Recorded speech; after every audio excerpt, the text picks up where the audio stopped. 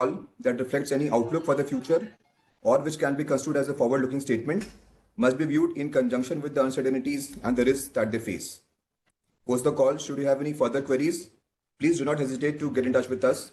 We would like to address them to the best of our ability. With that now, I would like to hand over the call to Dr. Rupert. Good evening, everyone.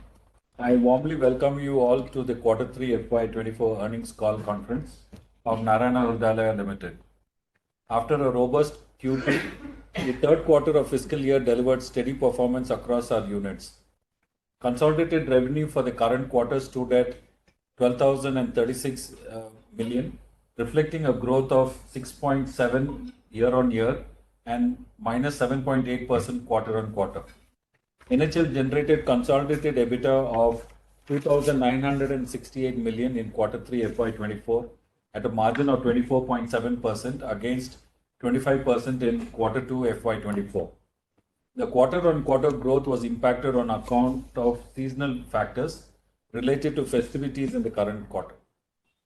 Our Cayman units, the HCCI as well as the EICL, continue to deliver strong business performance with a quarterly revenue of $30.6 million, a year-on-year growth of 8.5%.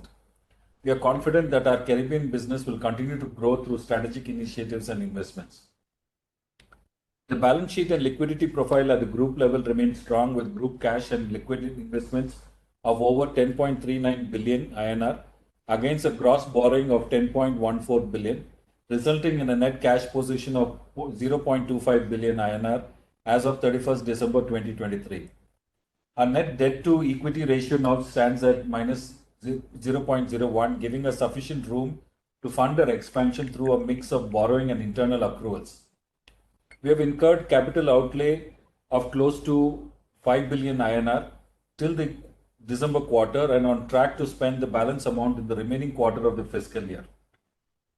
On the clinical front, the Health City campus successfully performed 27 organ transplants, 44 bone marrow transplants, 90 plus robotic procedures, 60 plus robotic ortho procedures, and 2 very rare renal transplants in patients with nephrocalcinosis, which is a genetic disorder.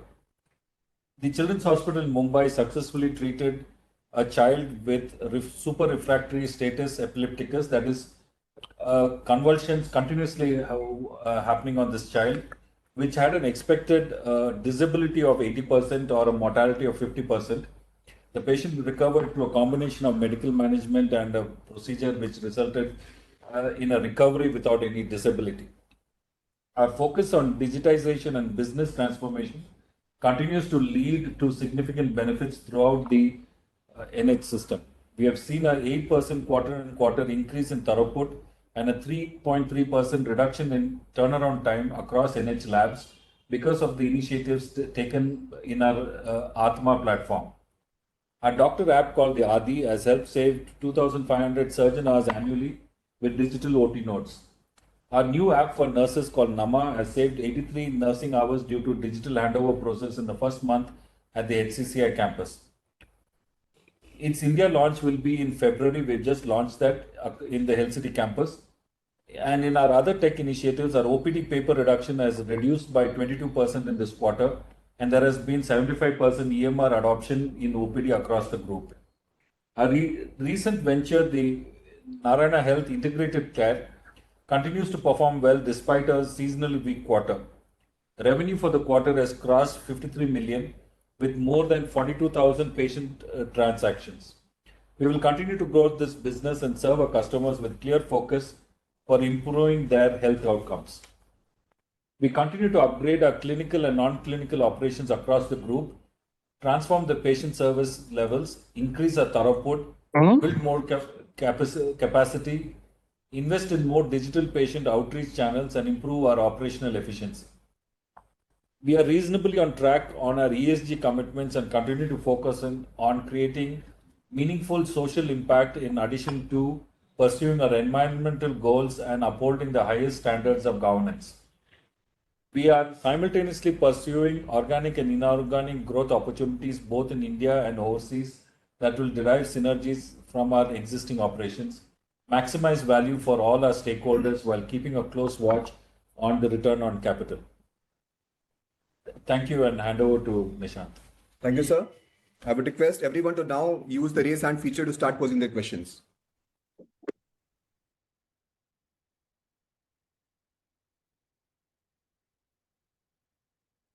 Q3, please go ahead. So my first question is on the domestic business. Compared to the previous quarters, the growth in revenue for domestic has been quite low. So just wanted to understand, what explains this low growth in this quarter? Yeah, see, this quarter, like the routine Q3s, are always affected by seasonality impact. But our north and west regions had had a higher seasonality impact than expected. There is some underperformance in Gurugram, which we are working on. But the major impact has come from Jaipur, where due to change in the structure of reimbursements for medical management of the RGHS, which is the state scheme, it's become unviable for us to service that business. But the Association of Hospitals are approaching the government for renegotiation, should be sorted in 3 months. We've also taken a conscious effort to improve our payer mix, which is the cash-in insurance, which has gone higher by 2%. Schemes have come down by 2%.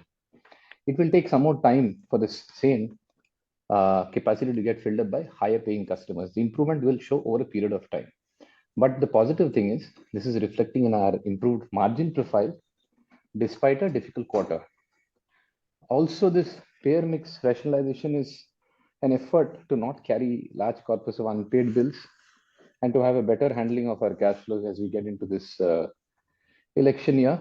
Plus, we have exited MS Ramaiah and Bellary contracts to improve our focus on our strategic focus. The impact of MSR also has some bearing on this, but not a major thing, which we are confident of overcoming in the coming quarters.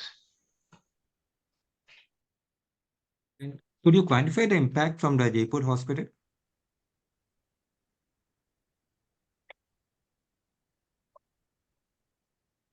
We are not specifically sharing information relating to individual hospitals. You can see the overall North number. North has 3 units, Gurugram, Jaipur, and Dharamshila, which are predominant.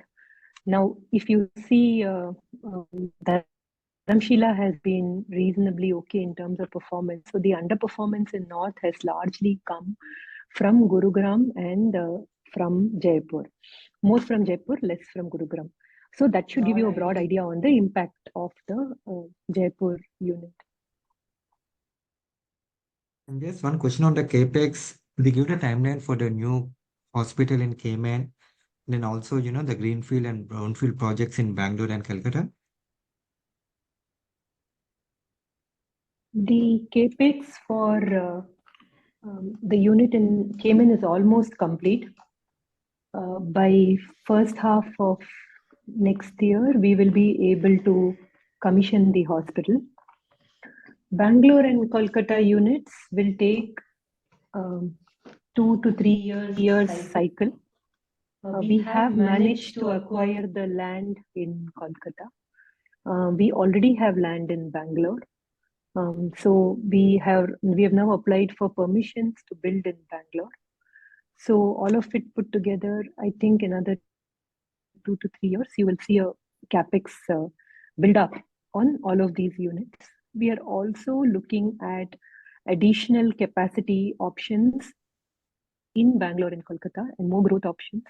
So therefore, as and when we have those opportunities materializing, we will be able to share more detail with you. Just a bookkeeping question. What is the revenue and EBITDA number for the new hospitals in this quarter? Yeah, our new hospitals, as I said, have also suffered due to seasonality impact more than our flagship. On a combined level, their EBITDA is around 4% against 7% in Q2, with Dharamshila performing the best. We're hoping that the last quarter will see a strong recovery, and we'll be able to get closer to our target by the next 2 quarters. Okay, thank you. That's all from me. Sir, hello. Yes, Arvind, please go ahead. What about your insurance business? Ravi, do you want to answer about the insurance? Yeah, you got the license, and Yes, this is Ravi Vishwanath. We received the license in early हमको भी January. नहीं पसंद है, mummy को भी नहीं पसंद है. हम लोग 2 हफ्ता में एक बार खाते हैं हेल्थ के लिए. hello.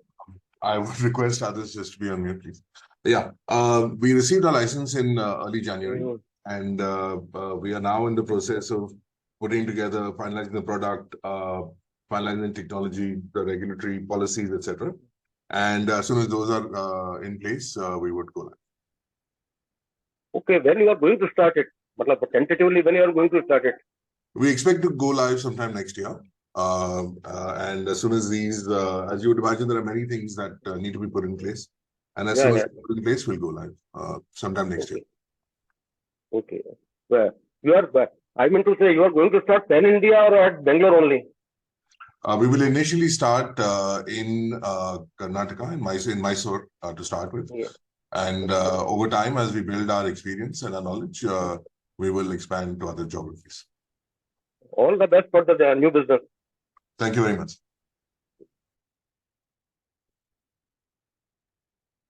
Yeah, thanks, Arvind. Yeah, Rishi, can I have your question, please? Yeah. So I had a few questions. So the first one, when I look at your Cayman IPD ARPOB, which is basically, I'm just dividing Cayman ARPP by the average ALOS that you all have of around 9 days out there. I see that it's kind of dropped versus last year. So could you explain what's happening there? Why is your Cayman ARPOB for IPD business going down? Yeah, hi Rishi, thank you for the question. If you actually look at the investor presentation, we give you the exact numbers split up into OP and IP in slide 10, operational review Cayman Islands. So I think the last quarter was an unseasonally high quarter. In Cayman, our recommendation always is to look at 3 or 4 quarters for any metric to get a better sense of the direction these things are heading in. Because of the low base effect in terms of volumes, a few large discharges, a few complicated cases can skew things either which way.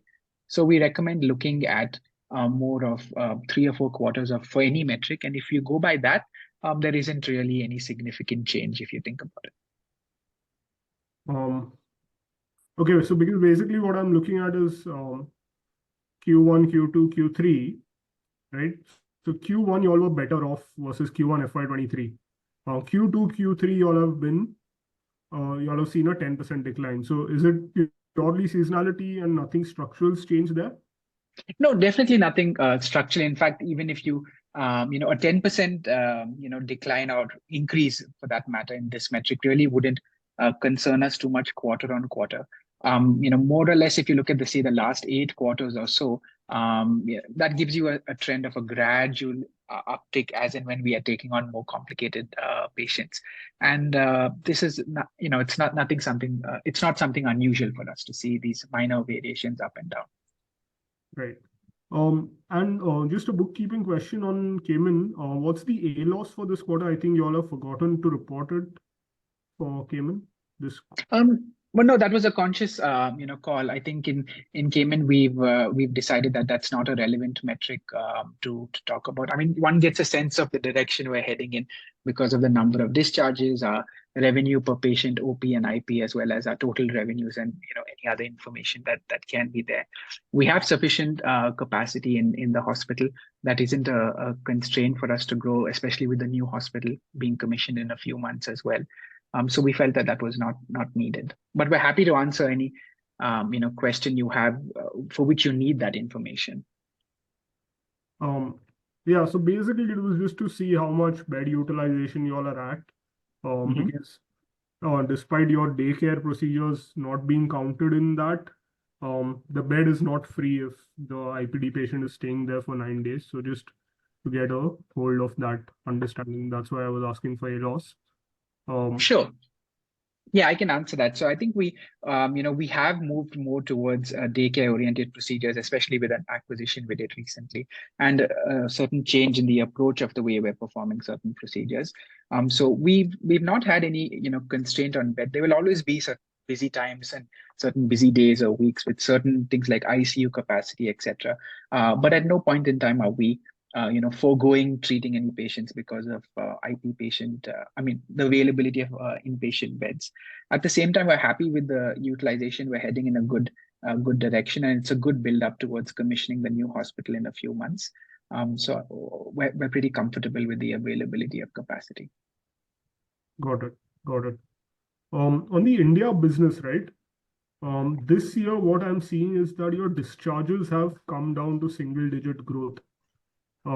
Even if I remove Western and Northern piece, just not this quarter, but for the full year. So just wanted to get an understanding, is it because are we hitting peak capacity utilization out here, or what's happening, or was last year an exceptionally good year and hence the base is normalizing this year? No, if you see, one is the discharge and the other thing is the RPOBs. If you see, the RPOBs have grown from 13.4 million to 14.1 million, even though the discharge numbers have gone down. This is on account of our conscious efforts in terms of working on improvement in payer mix, which we've already said. See, there is a 2% increase in the cash TPA volume as compared to previous quarters. See, our growth drivers, as we have always said, will be on higher throughput numbers through efficiency improvement, digital initiatives, leveraging on operational efficiencies. Even at most of the hospitals, we're trying to convert general wards into semi-private to meet the demand for insurance and cash payers. So while we're working on aggressively on throughputs, daycare procedures, a lot of robotic procedures which are a morning evening discharge, there are cardiac surgeries which are morning evening discharges, which won't reflect much on the discharge numbers, but it will reflect more on the RPOBs. And with this system and capacity debottlenecking, we are in a position to do more. We are in a position to service more patients within the same capacity. So that's the answer for this. Okay, got it. Fine. The third question I had at my end was the other expenses for this quarter. It has come down on an absolute basis on a 1% year on year. So where is the cost savings coming from? Is there a one-off in the base year or this year which you want to call out? There are some one-timers that come, especially in Q2. We had we took actually a higher impact of R&M, given that it was a good quarter and we did use it up to work on our R&M expenses. And Q3 being a little bit of a leaner quarter, we went a little more slow on some of those discretionary spends. That's the call that we keep taking periodically. There is no underlying exception to read there. It is in line with what we were expecting to spend. Okay, so basically the 20 crores that you all haven't spent, 14 crores that you all haven't spent in Q3 FY24, it will basically bunch up and there will be a 30 crore expense in Q4, is what you're saying, right? On repairs and maintenance. May not be, because we've kind of accelerated a lot of the work that we wanted to do in Q2 itself. So we will, depending on how our needs of each of the units arise, we will moderate the spends. But I don't think you will need to assume that every money that we have saved is a postponement. Some of it got accelerated to Q2, some of it will get spent in Q4. So some of it is postponement, some of it is already spent. Okay, got it. In your notes to accounts in other income, right? You all have called out that around 159 million out of that 179 million is on account of lease modification. Could you just share more color on that? What exactly is happening there?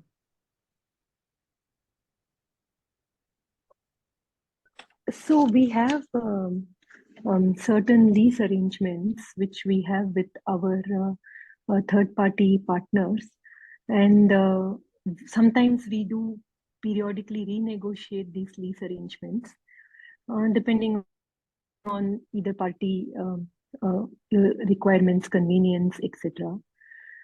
So some of those renegotiations have reflected, because of the way Ind AS is, it has reflected in some accounting entries coming because of that.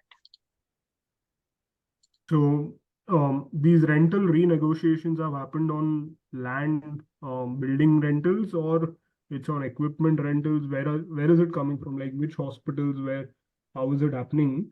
And because it's non-recurring nature, right? If I have to It is non-recurring in nature, yes. This will come in our non-owned hospitals. This will come in terms of the share of compensation we pay to the partners, and in some places, some equipments are also rented. So largely, this comes because of the compensation that we pay to them. Okay, got it.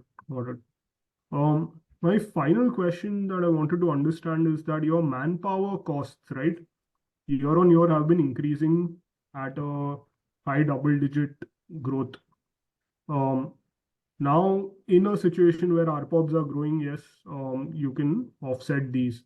But what are we doing to control these costs? If you can give some qualitative understanding on that front. So there are two aspects to manpower cost. One is that because a lot of the manpower cost comes in from people who are either minimum wage earning or linked to minimum wage, and therefore government actions in terms of minimum wages, etc., have a direct bearing, and that results in a higher manpower cost burden, and that is not going to go away. We are going to see more and more. We have to understand that the underlying inflation in the economy is high, which means the cost of living adjustment that's happening in the minimum wages across states is also higher. So therefore, that part of the wage inflation coming on the baseline will not moderate. How we are trying to tackle this is through efficiency in operations. Venkatesh had spoken about earlier about how we are looking at more digitized delivery. How we had also spoken about our Nama app, which we have just gone live in HCCI, and now we are starting to go live in Health City, which is going to help us be able to organize our manpower better. We are also looking at many other digital initiatives across our organization, which helps us deploy the right people in the right place, and therefore we are able to handle our manpower costs effectively. It will be a journey. I'm sure you would be seeing this across all hospitals, but you will see it more for us because our price actions are minimal, and therefore our growth in ARPP comes mainly due to efficiency actions. So that comes a little slowly, and therefore you see the impact more profound for us.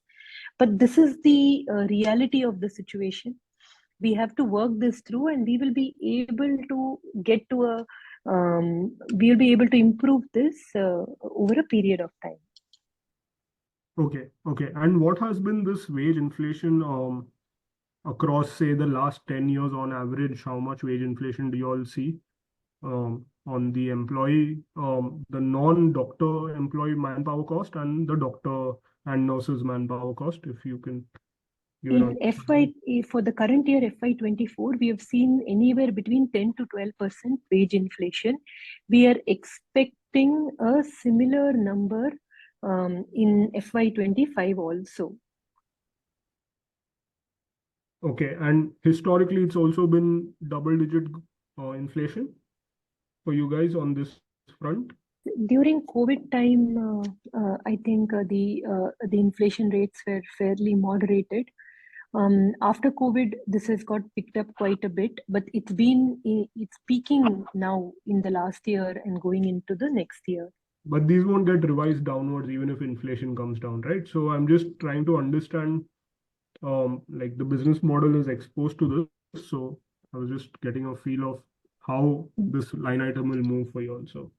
Yes, business model is exposed to this. So like I said, you have to factor some amount of increase that comes because manpower costs will keep going up, but you'll also have to factor that there is a lot of work and effort being done on the digital side, and that will help us optimize. It is similar to any other manufacturing industry or any other labor intensive industry where you would have a wage inflation coming through, and the recovery partially happens through efficiency and partially happens through price. So that's really how our industry will also progress. Right, got it. All right, fine. Those are the questions from my end. Thank you.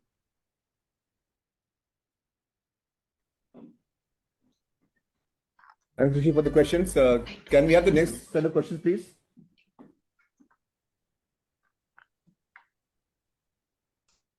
Any other questions, anyone?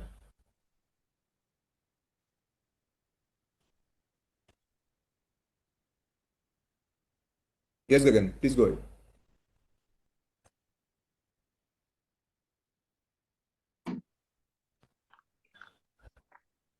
You're on mute, Gagan. We can't hear you.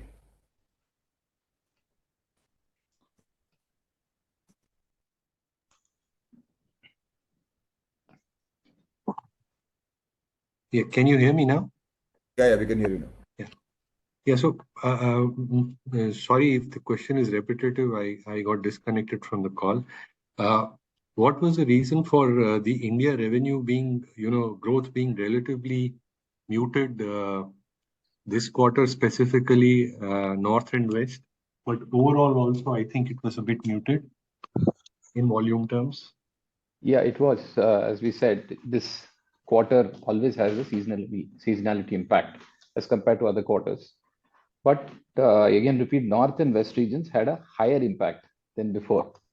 There was some underperformance in Gurugram, which we are sorting out. There are a little bit of an issue in terms of medical management bills in Jaipur and the structure of reimbursement from the government there, which is practically unviable for us to service that business for the time being. There are discussions going on with the government through the Association of Hospitals. We would be in a position to get positive results maybe in a quarter's time. Also, we've taken efforts to rationalize our payer mix. The result is very clearly showing in terms of the cash TPA going up by 2% this quarter.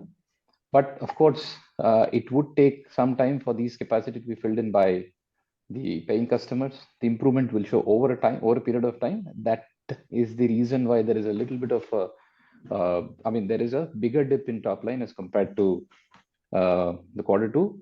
But the positive thing here is, as a result of our conscious effort in terms of rationalizing payer mix, improving process improvement, working on process improvement, adopting technology, it has reflected in terms of our improved margin profile, despite a low and a difficult quarter. Also, we don't want to expose too much of payables and have a better cash flow coming into an election year. Yeah, so given the fact that a part of the growth is seasonal, I understand that, but part of it, that growth, crimp in the growth, is also coming from you trying to deliberately alter your payer mix. Are we in a transition phase where perhaps we take some time before growth normalizes back to a level which would be optimal? That's how we are looking at it. However, like we have always said, we are very cautious on how we take these steps and how we move. The desire is that we want to make a healthy transition so that our capacity is reallocated to better ARPP and cash flows. But we will be measured and careful about how we go about it. So you can assume that it will take some time, but we will also balance it off to the needs on the ground. Yeah, I get that. But is it possible for you to delineate, let's say, what part of the impact is coming from these deliberate steps and what part? Seasonality year on year should even out. I can understand quarter on quarter seasonality impacts you, but compared to the same quarter last year, seasonality shouldn't impact you. Given that, what would be how would you attribute the growth weakness to these various factors that you've been talking about? our healthy payer mix has moved by about 2%. So that gives you some idea of how the payer mix has contributed to the little bit of stagnation in the revenue growth. But it does not take away the fact that West, we did have underperformance in North, especially, and a little bit in West. And the other aspect is that we did a rationalization during this year with MS Ramaya, which was a key contributor um, uh, in terms of our South Cluster revenue, which also contributed a little bit to the overall impact. Maybe a couple of percent impact came from the rationalization. Maybe I mean, I don't have these numbers exactly calculated because we have not analyzed it in that fashion. But you can attribute 2-3% to our maybe poor performance in North sector. Maybe 2-3% you can attribute to the payer mix calls we have taken.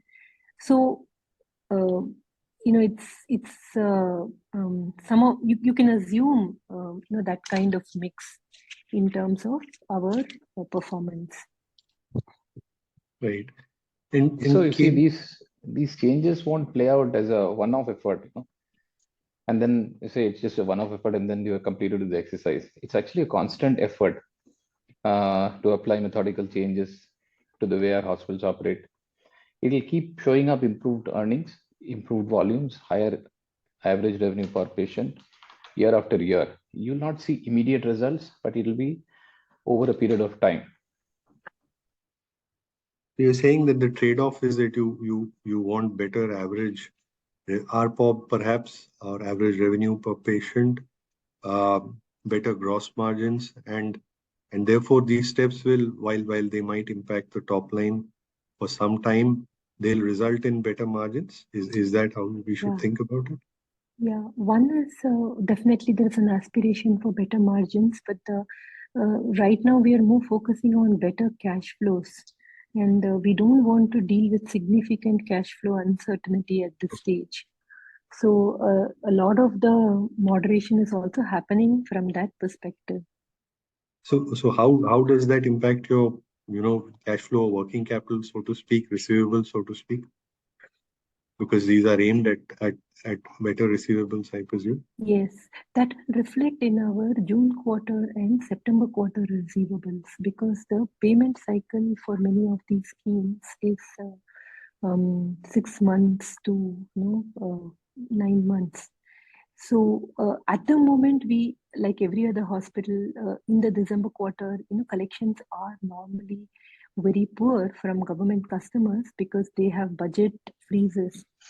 The budget release happens in the last week of March, early April, and that's when the cash flows start coming in. So all we are trying to do is not create a significant load on the cash flow going into the first half of next year. Having said that, it's a very small rationalization. We still have nearly 1/5 of our revenue still coming from these payers. So that impact will not go away. But to some extent, whatever we can do, we are trying to do in terms of improving our cash flow mix. Right. And while, for the full year, your CapEx is budgeted at north of 1,000 crores. I think year to date, what you've incurred is around 450 crores.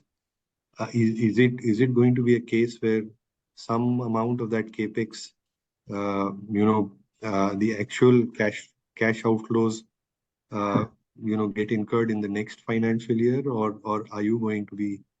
Yeah, little bit flow over will be there in the next financial year, but actually cash flows may largely happen. Capitalization may happen in the next financial year once the commissioning happens. A significant chunk of this capex is being spent in Cayman, and that is most of the funds are committed, and there is a payment schedule to the vendors based on which it's being paid out. So most of the cash flows are being spent.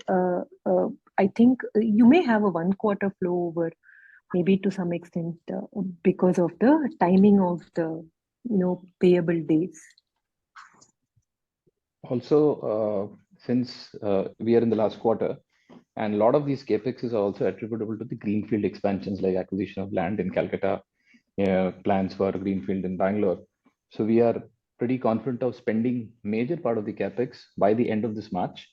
And of course, there'll be a small spillover, as Sandhya said, in terms of the routine replacement and upgradation capex, which may have a little bit of a spillover to the next year, but most of it will be utilized in the next 45 to 50 days. Right. And coming on to Cayman, I mean, in the quarter, as far as I can understand, Cayman ARPOB looks YOY down by about 4.5% to 5%. And OPD volumes are also down, I think by a reasonable number, if I got it correct, if I recall it correctly from your presentation. So, any thoughts there? Gagan, hi. Can I just get some clarity on the question? So if we look at slide 10 of the presentation, the box on the bottom right talks about the OP numbers. So Q3 FY23, which I think you were referring to, is at 7,647, and Q3 FY24 is 9,558. Okay, I might be wrong there, but sorry, yeah. It's Let me know if there's any question then. Yeah. Okay. On ARPOB in Cayman, is there a drop? Yeah, similarly, if you look at the box on the top left in the same slide 10, we answered this question to the previous gentleman as well. So if we look at Q3 FY23, the inpatient revenue per patient is closer to 4 million, whereas in the current quarter, it's 3 million. Although that seems like a drastic drop, what we suggest is always in Cayman to look at 3-4 quarters or perhaps longer to look at a trend. And when you do that, you will see that it's pretty in line with more or less the number we've traditionally been at. The reason was Q3 in FY23 was an unseasonally high quarter for this particular metric because of a few discharges that were very high in value. Because the underlying volumes are low, it's a low base effect of a few big discharges skewing this particular metric. But if you look at a longer time series, you will see that this is not something that concerns us. And from an occupancy standpoint, how does Cayman, how's been Cayman doing from year on year? Sure. So, we prefer to disclose, discharges, outpatients, and, those kind of productivity metrics. Occupancy will change and can be skewed basis on the percentage of patients we focus on day care versus non-day care. So in terms of the activity metrics like outpatient numbers, discharges, etc., number of surgeries, we have seen a good growth that you can see even in the series of presentations, the similar presentations every quarter. A lot of that has been driven by more of a high throughput procedures, especially in the outpatient services that we are focusing on these days. And when does the new facility come on board? I presume it will be next year, but is it possible to understand exactly when next year are you scheduled to bring it on board? Sure. The answer would be, a range, but we are aspiring to do it closer towards the end of Q1 of next year. We have more certainty around when the facility will be ready in terms of its infrastructure, but then there is a series of regulatory requirements as well that does have a broad range and we have less control over. But our intent is to start towards the end of Q1. More specifically, definitely, it'll be around June-ish, I would say. Yeah. Okay. In the oncology unit that you commissioned this year to date, any possibility to understand the contribution to the Cayman revenue and profits from that specific unit?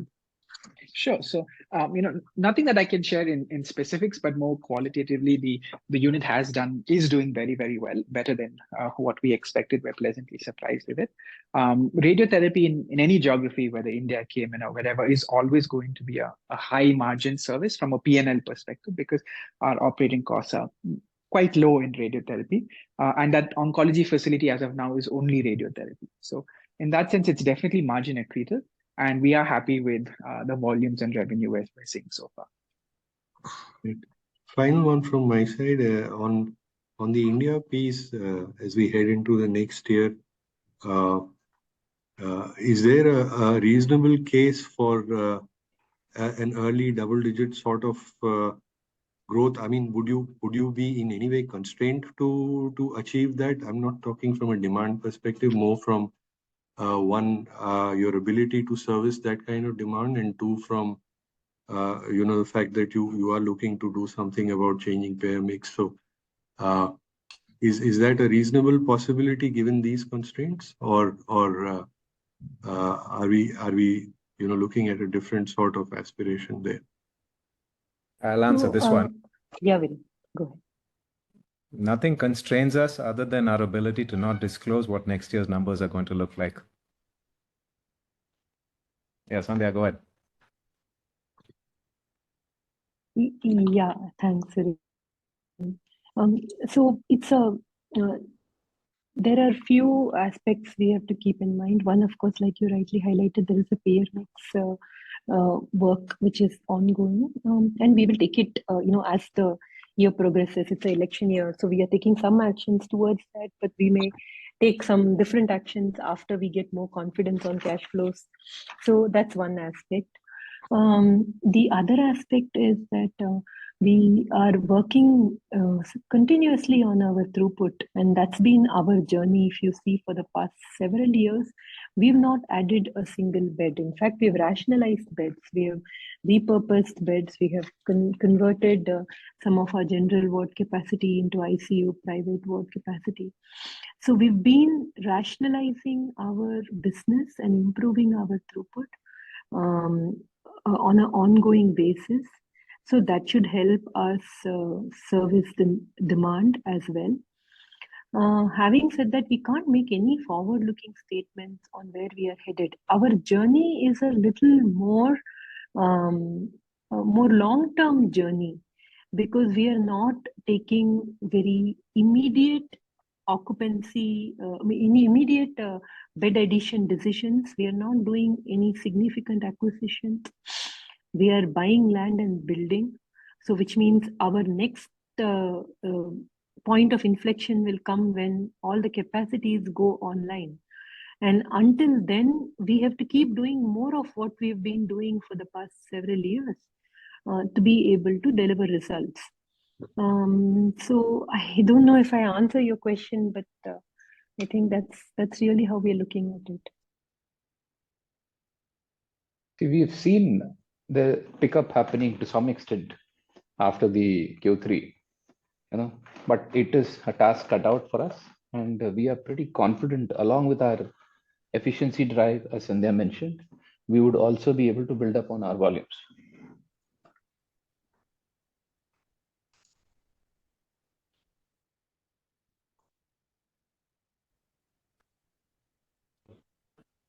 Gagan, any more questions from your side? Just one follow-up, which is that on the throughput, since a lot of emphasis is laid on improving the throughput and operational metrics, is it possible to understand what are your aspirations there? For example, if with the same bed capacity next year, with all that you've invested in increasing throughput, how much can you improve the throughput? Yeah, we are constantly working on this, whether it is a procedure driven or whether it is any of our processes of diagnostics. We're increasing the workstations in the diagnostic space for ultrasound echoes and seeing more throughput in the CTs, MRs, and all these things, so that we'll be able to service more, because we are able to see the need from our OP-EMR, which we have an adoption which is very high, touching 80% plus. And we know that there is an opportunity for us to see the throughput increase in these areas. And that is one area where we are working on. And while the procedure areas, whether it is infusion centers with our onco program, or the program with the dialysis, or various other daycare procedures, we are trying to see how much we can do within the very shortest possible time. So we're trying to do most of our angiograms as like a short stay within a 4 to 6 hours kind of a period, so that we'll be able to do 2, in some cases, even 3 shifts in the same bed, which we'll be able to utilize. So these are all some of the things which we are working on. It's a constant work with the clinical teams, and hopefully we'll master it in 2-3 quarters down the line. So the way you track it is to check on the ALOS and the footfalls that we're achieving per quarter. Thanks, sir. I'll get back in the queue. Thank you. Thanks again. Robert, can you please have a question?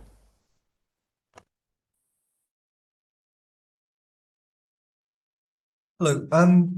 Could you just talk a little about your longer term capital allocation? So when you're looking at your key markets, how you're seeing supply demand, the way you see the opportunities, and so looking beyond the kind of the next 12 months, how you're weighing up the different opportunity set.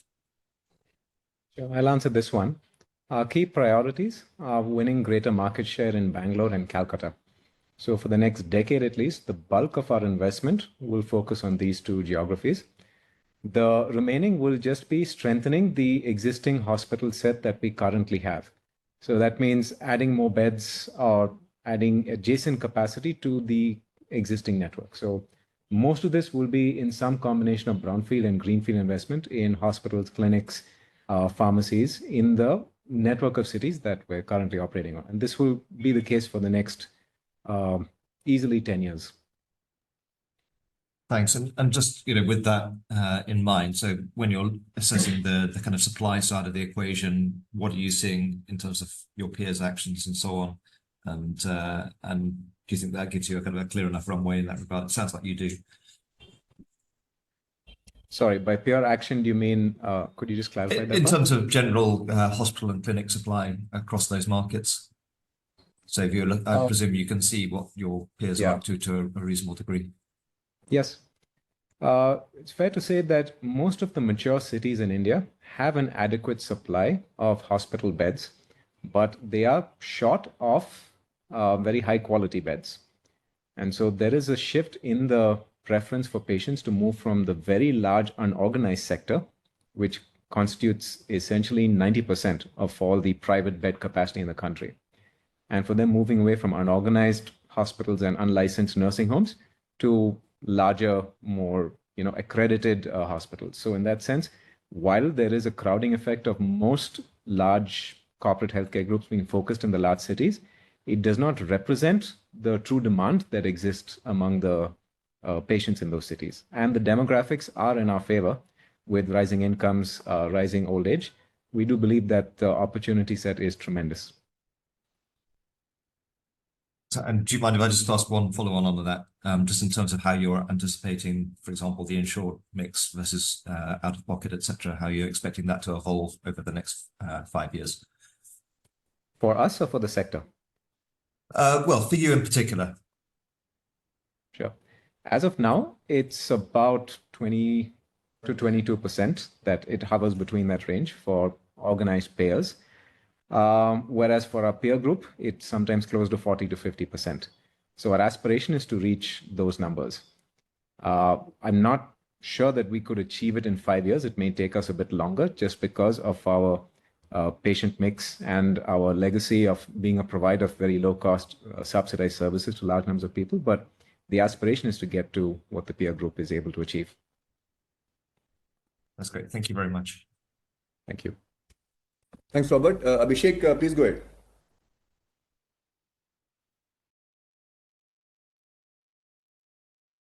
Hello, am I audible?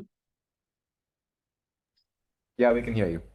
Yeah, so my question is, I think there is a decline in the Q3 versus Q2. I know we might have already spoken about the seasonal effect. Is the seasonal effect more pronounced in the northern and the western region where we're seeing decline, or is a seasonal phenomena is across the country? That's my question number one. Yeah, and then I'll ask another question. Yeah, of course, the seasonality is a little bit more. The impact of seasonal fluctuations is a bit more in northern and western side of the country. Of course, seasonality has affected the other parts also, but it has affected us more in north and west. Typically, it's most of these hospitals have higher volume of scheme patients and mix in such hospital. Added to the fact that we're consciously trying to take the effort to improve our mix, payer mix, and the replacement is going to take time for these paying customers. This benefit will also take some period of time, and that's the reason why there was a little bit of a further dip in this.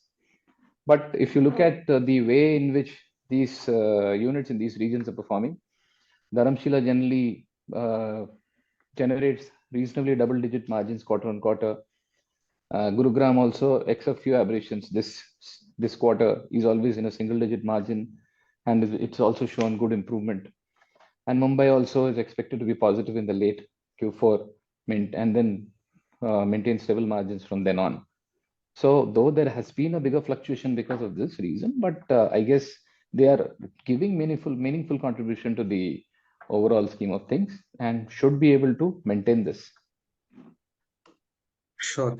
I guess you also talked about that bulk of your focus over the next 10 years is going to be the Bangalore and the Kolkata region, right? The greater Bangalore and Kolkata region, if I may say. So, and is that because, and do we have, let's say, a huge untapped market in these two regions that we have a pretty, long runway, or is it because in the north and west we don't have a strong brand presence? Like, what's the reason of like focusing on the southern and southern region and west and eastern region? So two reasons for that. One is that the Bangalore and Calcutta hospitals that we run are all full. And so you naturally build capacity where you're sure you're going to get all the patients to fill it up. There is huge demand in north, huge demand in west, even more demand in other parts of east and central India. It's just that it will take us longer to fill up those beds, while the investment it's essentially the same. The construction cost in any part of India is roughly the same. So the confidence that we have in filling up beds and generating quicker returns is much higher in Bangalore and Calcutta. That's one of the, let's say, the most non-emotional, spreadsheet-driven reason why we would invest in these markets. The other one is that these are the places where we have the highest brand recognition, highest market share, but we're constrained in being in very few locations around the city. There was a time when a lot of patients would travel for days to come see us, or they'd be willing to wait a very long time to get an appointment with some of our doctors. That's not the case anymore. And so we are not able to hire more doctors. We're not able to accommodate more people in the same current setup. So we have to add more capacity to accommodate all the patients who want to see us, but are not willing to wait 4 or 5 days in order to do so. Understood. And then from the capacity expansion standpoint, I guess we have a very good debt to equity ratio, and that should allow us to could we not have expanded or not done more capex? Just a question on that, because I see that we do have the requisite sort of comfort there. Oh, we absolutely want. I mean, I'm the biggest proponent of pushing for more capex, but then Sandhya's job is to hold us back. So we do what Sandhya says. All right. Yeah, those are my questions. Thank you so much. Please go ahead with the question. Yeah. Can you hear me?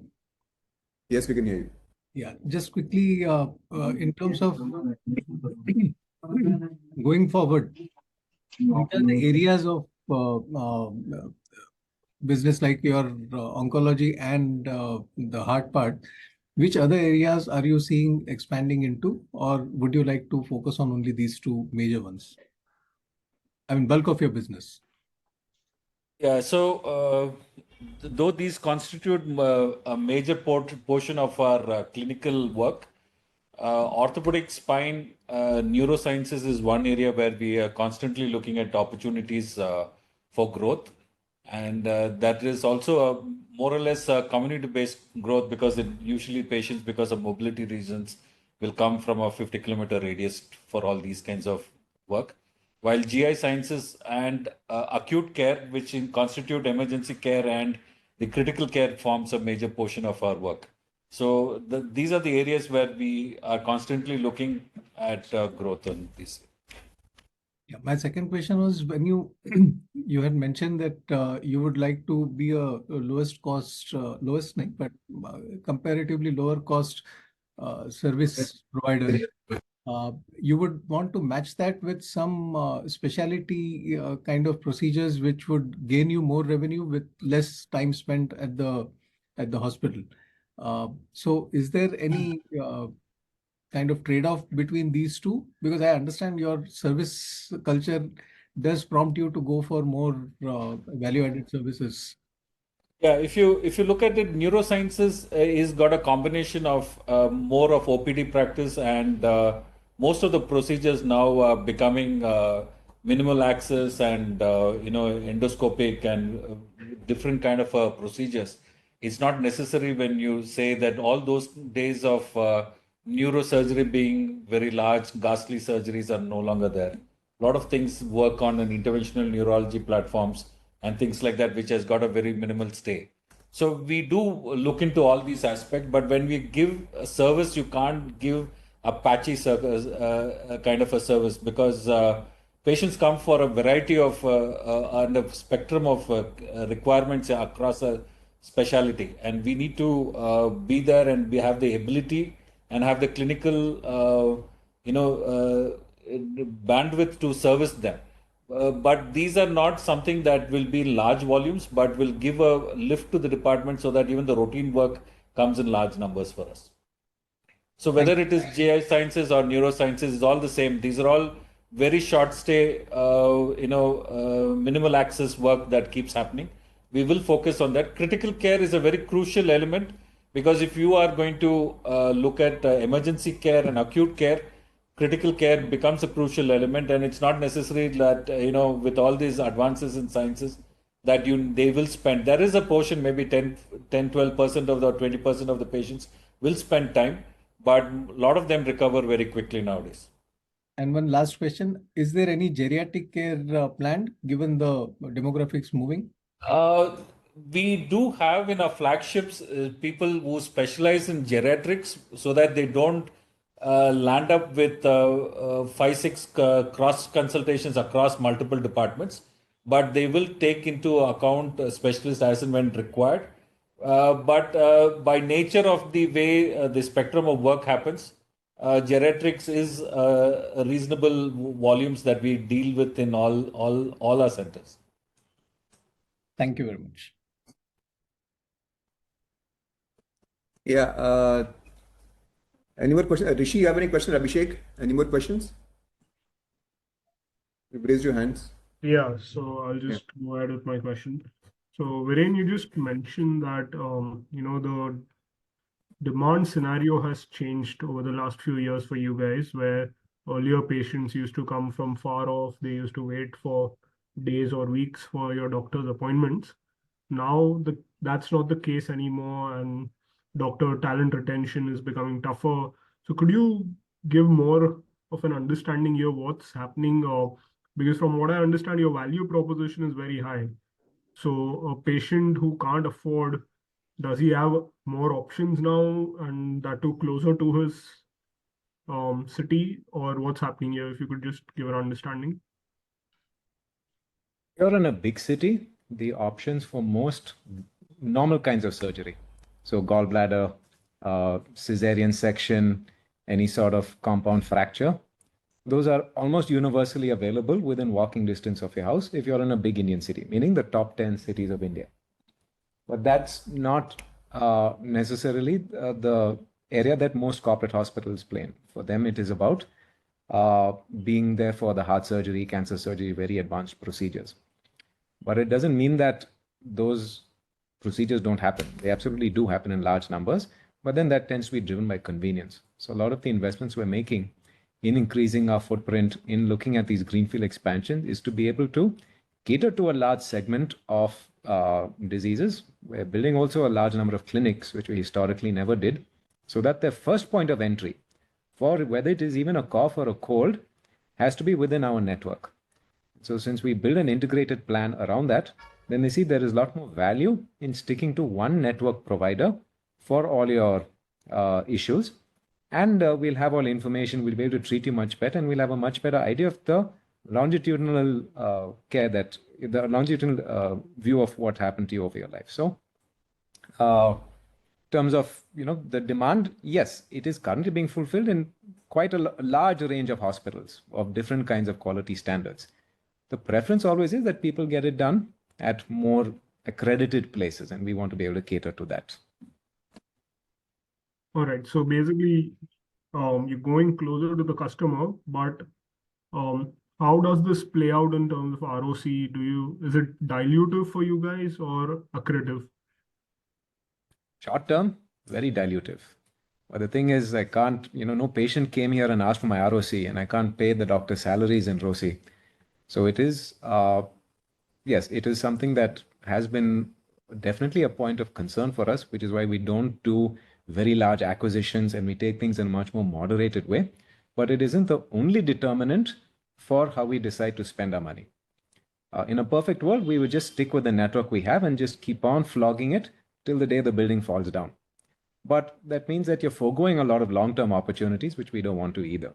And so in terms of establishing a footprint, building out significant capex for the next couple of years, since we have the borrowing ability to do so, and it won't, we have the cash serviceability as well, we will do that till we're no longer able to expand anymore, in which case we operationalize all the things that we built and wait for things to improve again. All right. Again, I mean, if you even categorize the way we service at the national level, one at the national level, one at the local level, one at the hyperlocal level, we need to also have solutions across all the three categories.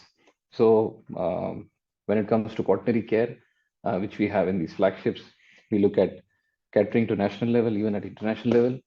And when it comes to tertiary care, like neurosurgeries, orthopedics, we have solutions at local levels. And also when it comes to hyperlocal level, like obstetrics, gynecology, pediatrics, we have hospitals which cater to this level. So you need to be available to provide solution to each of this category. And that is where we are working towards. Got it. Got it. Thank you.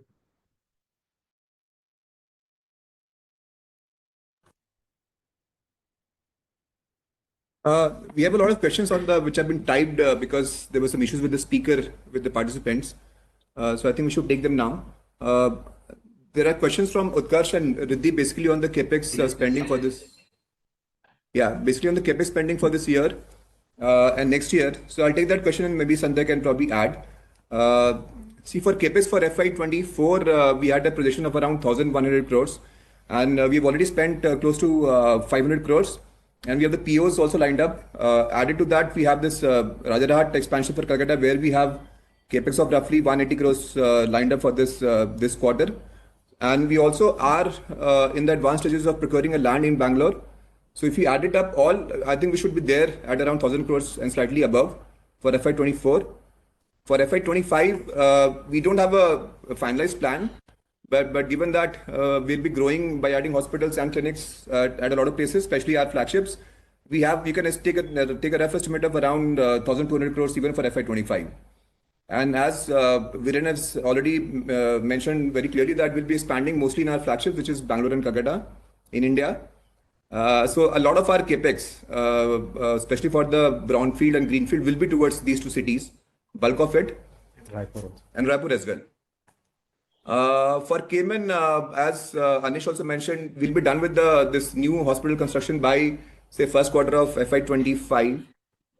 Beyond that, we don't have any greenfield plans for Cayman, but we keep exploring other inorganic expansion in the nearby islands and other international locations.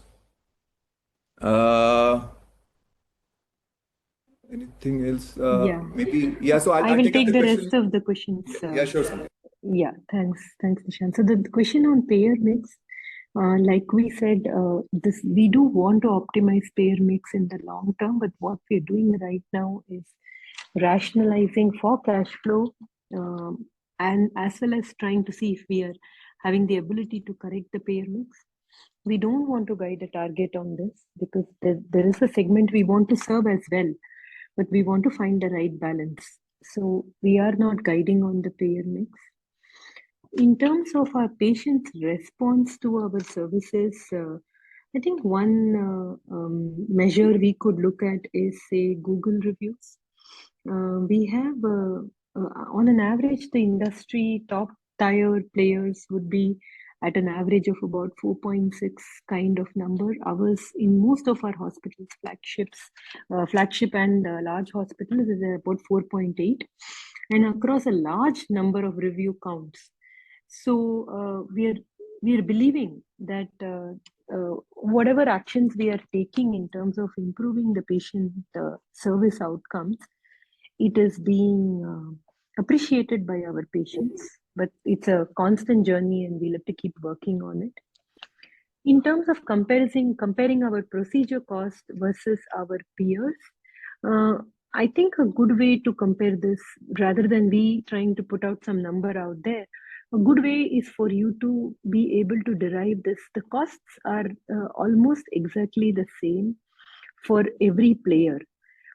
Any large player, I'm not sure if we can say that we will be buying something cheaper than another large listed player. But if you look at our realization profile, it is relatively lower to many of the top 5 players. And at the same time, our cost profile is at par with the top players. So that's a reflection of the efficiency and scale at which we play. So that should give you a broad comparison on how we are operating. In terms of how much it costs for building a hospital with land prices being, a premium, and depending on where we choose to build, it will cost anywhere between 1.5 to 2 crores. If the land cost is very, very high, then it can even go up beyond that. But approximately, including everything, it is costing or going to cost 1.5 to 2 crores per bed. Our initial capital investment for health insurance, we have invested 100 crores in the health insurance business. And we're going to start with that, and this will run us into the next year and a little bit after. Then after that, we will see how the investment will build on. As far as the question on tech, maybe I'll request Viren to take that question.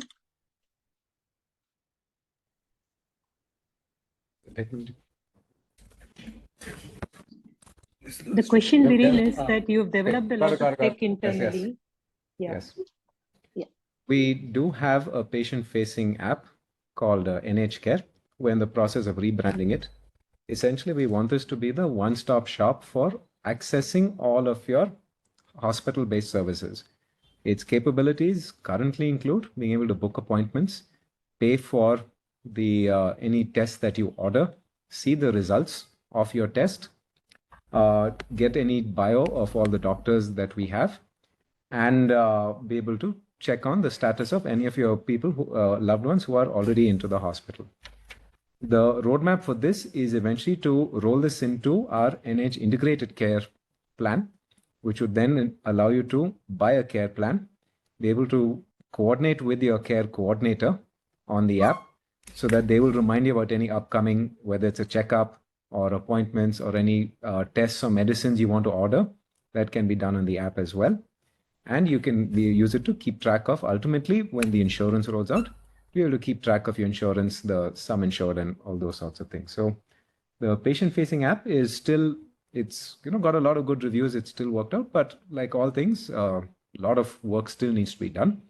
We're also trying to roll in QR codes into the app. So then when you're in the hospital, this becomes sort of the fast track for you to go to the different parts of the hospital, pay for things, identify yourself at the entrance, and act as a sort of passport for you within the hospital.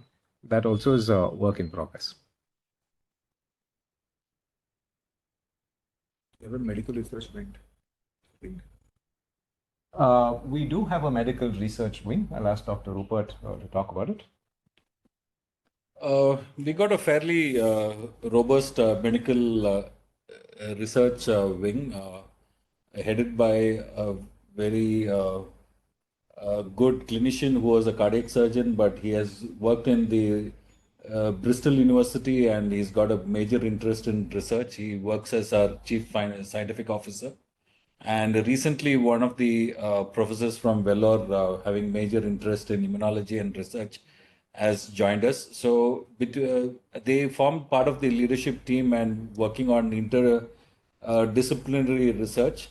And last calendar year, we had in excess of 200 plus publications. These publications are having an impact factor of more than one, and which have been published in the PubMed accredited journals. And these are not some journals which are having a lower impact journey. And we have various incentivizing plan for people who take time out for research and publications and presentations across the network. But we have a very good ecosystem in the Health City campus for basic science research in addition to clinical research. But as we are doing more and more electronic medical records, and almost 100% of our OP EMRs, OP consultations are getting captured. The ecosystem for various kinds of trials, outcome analysis, and survival scores after 2 years, 5 years, after multiple kind of a therapies is all going to be available in a couple of years' time, because we have a very good data capturing. The more data that gets refined, the better the outcomes. And since we have distribution of patients coming from a vast segment of across the country, it is almost like doing a multi-center trial within our own organization. You don't have to go outside the organization to do any kind of a research. So the ecosystem is for basic science research in addition to the clinical database, which is, and we also have a tie-up with what is called as a RedCap database for doing these clinical trials. So, and all our units have access to good journals from the Alzheimer's clinical keys and up to date and clinical decision support systems which we have online, and which is available to all of them even from their homes. So they have a ecosystem for this, and we have demonstrated for the last 3 years consistently. We have very good publications in journals which have an impact factor of more than one, more than 200 plus this one, and that is something which we have been constantly working on. As of now, industry-funded research is in excess of 80 across the entire network. And main areas of research are all in new cardiac, apart from cardiac sciences, has been in oncology, neurosciences, and critical care.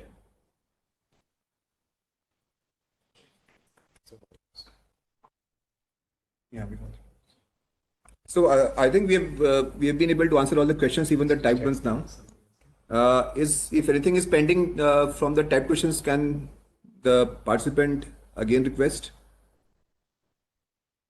I think came just now. Yeah, I think we're done with the questions. Gagan, you have a question? Yeah, Gagan. Yes, Gagan, please go ahead. Thanks for the follow-up. Just two questions. One on the tax rate. As we get into the next year, we've had a low tax rate this year. How does it work out for the next year? And second, is the capex for the next year also budgeted at 1,000 crores, if I heard it correctly? Yes, hi, Gagan. Yeah, Yes, go yes. ahead. Go ahead, Nishan, go ahead. Yeah, as we mentioned earlier, CapEx for next year is not finalized, but it should be roughly in the same number of around 1,000 to 1,200 crores. Tax rate for next year will be similar, Gagan, except that this year we had some benefit, accounting benefit in Q2, given that we shifted to the new rate and some of the deferred tax liabilities reversed. Adjusting for that, we should have a similar rate. So essentially, most of our units are now on the new tax regime, except the NSHHPL, which is, we still have some brought forward losses to set off. So only after that it can move to the new regime. And depending on the mix between India and Cayman, our effective tax rate will get moderated. Right. So as far as the funding for next year's capex is concerned, so far, we've managed to retain a net cash position with another 1,200 crores for next year. How do you propose to fund it? So we will do a mix of bank borrowing as well as we are planning to do an NCD raise. And some internal accruals also we will use.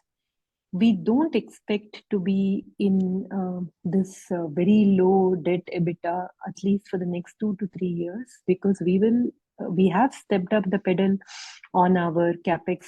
Over the past 2 years, we have spent close to 1,000 crores, and we want to continue to do that. So, which means that these will not come from organic cash accruals. So you will see a more higher ratios on debt EBITDA in the medium term, till all the investments that we are making start returning money. And given that we are prioritizing buy land and build or more greenfield, so therefore the cycle is also going to be longer in terms of from the time we make the investment to the time the cash flows start coming in. So you have to expect that a significant amount of the capex is going to be funded through debt. So what's the debt to EBITDA levels you're sort of looking at as a ceiling or a peak which you don't want to breach? So we've historically wanted to stay at a ratio of 2.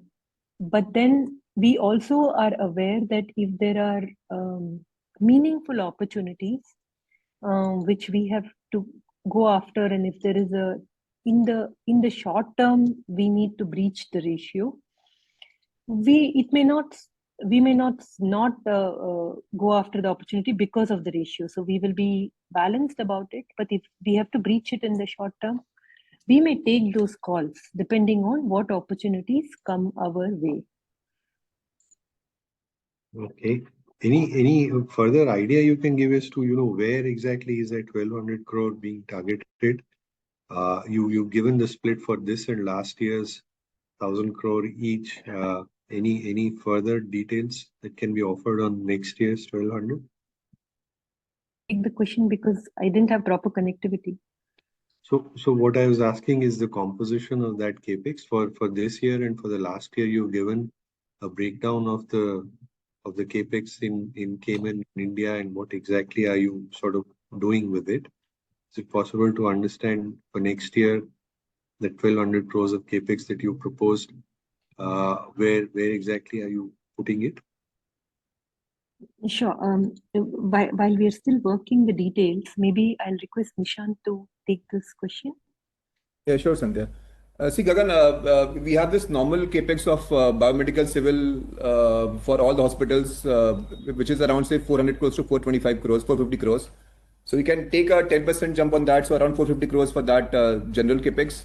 And anything apart from that, within that gap of 1,200 crores will be for the expansion, which could be a mix of expansion in Bangalore, Calcutta, a bit of that in Raipur as well. So that is a broad split. For Cayman also, we'll have some capex, regular capex, and the last portion, the last mile portion of the new hospital capex, which will be around, say, 150 crores. So that is a broad split of the 1,200 crores planned capex for next year. And final one from my side on the Sparsh acquisition that you did last year. What has been the ramp up like? And if I recall correctly, one of the reasons, also was that it'll help you create additional or sort of transition some capacity in the Bangalore facility to Sparsh and create some additional capacity at the Bangalore hospital. So just wanted to understand how's that working out. And second one, what's the status on your clinics and insurance program, if you could update us there? Yeah, the first one I'll take, which is the Sparsh. The Sparsh has completed 5 quarters post-acquisition and has been moving the way we had projected it and doing very well in terms of margins. It's working similar to the margins which we have in Health City. We have had a lot of benefits by acquiring Sparsh in terms of cost rationalizations, because since it is located within the same complex, we have been able to leverage the manpower of the existing campus into Sparsh to work on savings in manpower costs. We've been able to leverage on our economies of scales and efficiency in consumption to have savings in consumption cost, and also in terms of the overheads.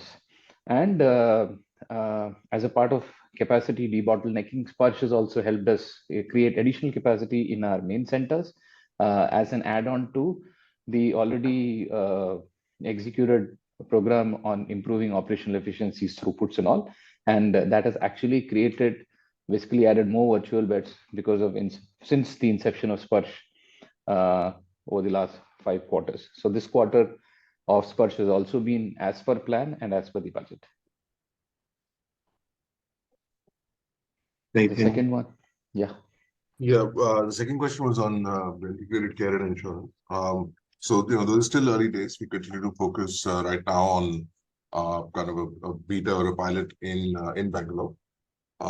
We made progress over the course of the quarter. We added a new clinic. We'll be adding more in the current quarter as well. And we're focused on building on products, services, and adding clinics. In terms of insurance, as I had updated earlier, we expect to start operations sometime next year. And a final one, if I am allowed to, and this would be on Cayman. You'll start the new hospital in June. How are you looking at the scale up of that one and the implications that has for the existing one, specifically for 25 and 26, if you could give a broad brush idea? Yeah, hi, Gagan. So our intention is to hopefully start by June. I mean, these things can get delayed a couple of weeks up or down, basis on factors beyond our control. But that's the aim. In terms of how it will impact, so as we discussed during the previous call as well, this is we are going to be front loading a lot of costs because we are commissioning a new hospital. So there will be some front loading of costs that hopefully will be mitigated fairly soon because it's not a new geography. So although it's a new building, it's a new campus, it's a new location, it's still within the same island. The market knows us very, very well. It's a relatively small market. We've been around for close to a decade. We don't foresee it taking very long to get people flowing through the facility in reasonable numbers. Having said that, we do unfortunately have to front load all our fixed costs. Cayman as a market in general, there is a very high degree of operating leverage, which explains the profitability. But at the same time, when we're ramping up, it also explains the high fixed costs in the beginning. So we hope to climb over those fairly soon.